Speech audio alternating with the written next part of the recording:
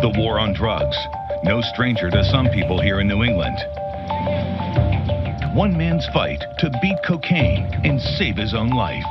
I was lost for 28 years. I got caught up into something when I was a little kid. Now he's paying it forward, long after facing the danger that nearly killed him, when deep-sea drug war continues.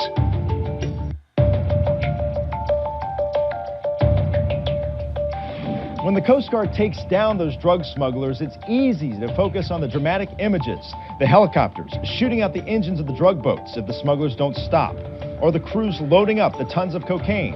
But one thing lost, the faces of those who this impacts. The Coast Guard is literally keeping tons of drugs off our streets, and the difference truly is invaluable.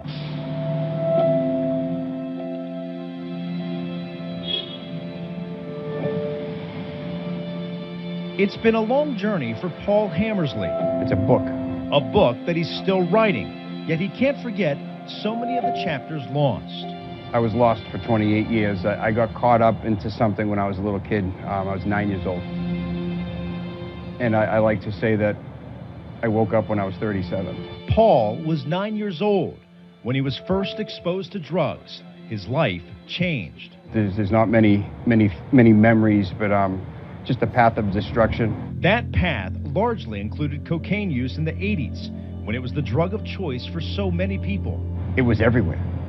It was just the thing to do. It was almost accepted. And the toll that cocaine takes on you, it ruined my life, it ruined my family, it took my soul. Paul's use of cocaine led to divorce, a strained relationship with his kids, and his parents cutting him out of their lives. It all built up to where Paul nearly took his own life.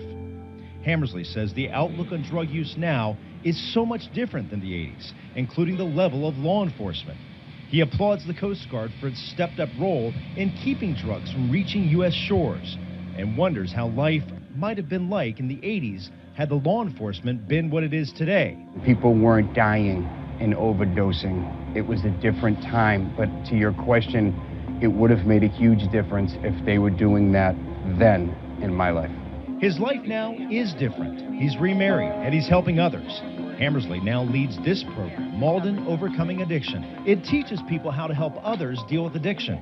The program started 3 years ago and now grown, and Hammersley is trying to expand it to open a recovery center in Malden. And to see my parents look at me today, my parents are elderly and today I take care of them. From when they didn't want me in the house, and from that last moment when my father shut the door, April 22nd, 2003, and to where we stand today, it's worth every penny just to look him in the eye. His way of paying it forward, a journey in Paul's story that's far from the dark world of his cocaine use that nearly took his life. I'm here for one reason, Blair.